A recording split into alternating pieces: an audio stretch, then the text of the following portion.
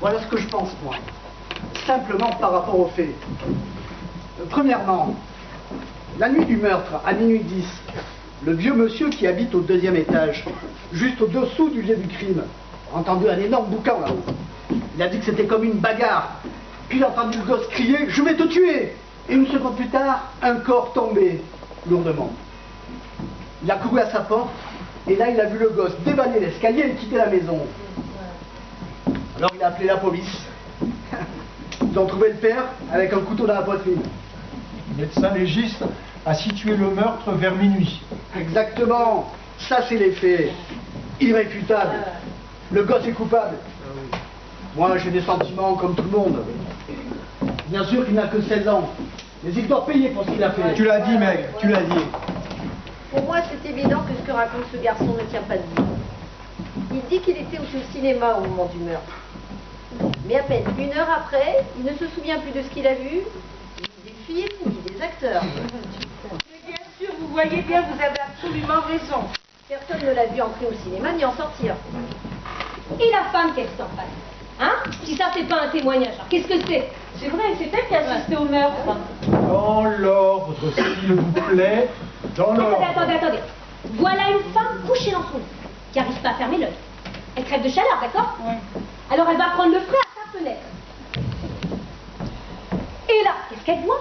Elle voit le gosse poignarder son père. Et il est minuit 10. Ça colle. Elle connaît le gosse depuis toujours.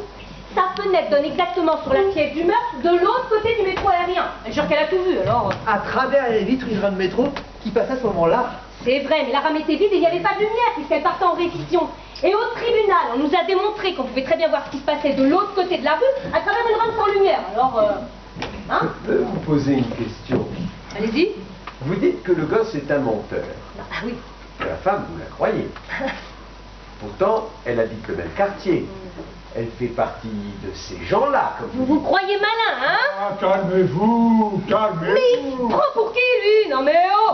Allez, asseyez-vous, quoi, ça vous fait le tout de vous mettre en colère. Allez. Voilà, très bien. Essayons de garder notre calme. Alors, à qui le tour? Bon, vous avez 2 minutes. Je passe mon tour.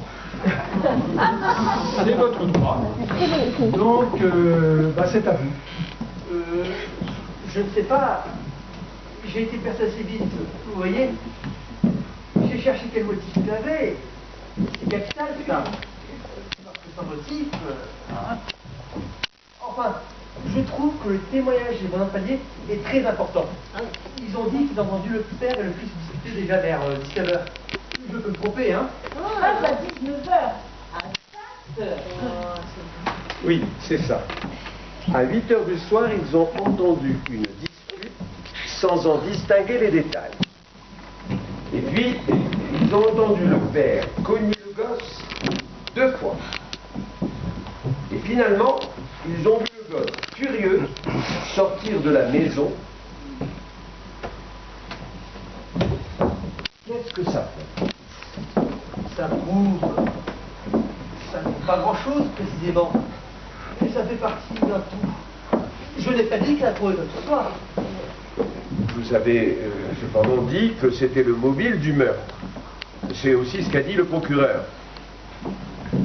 Mais moi, j'y crois pas. On a trop cogné sur ce gosse. Il est blindé. Bave de plus, bave de moins. Et si C'est pas ce c'était- qui va faire de lui un assassin. Et si c'était 2 baves de trop? Bon, Il y a un moment où on ne peut plus rien encaisser. vous avez autre chose à dire? Bon, donc, monsieur, allez-y. Dis-moi. Oh, j'en sais trop rien, moi.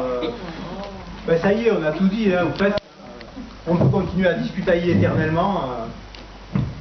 Enfin, ce gosse a la gueule de l'emploi, quand même. Il n'y a qu'à voir son casier. Première inculpation à 10 ans pour avoir jeté une pierre sur son institut.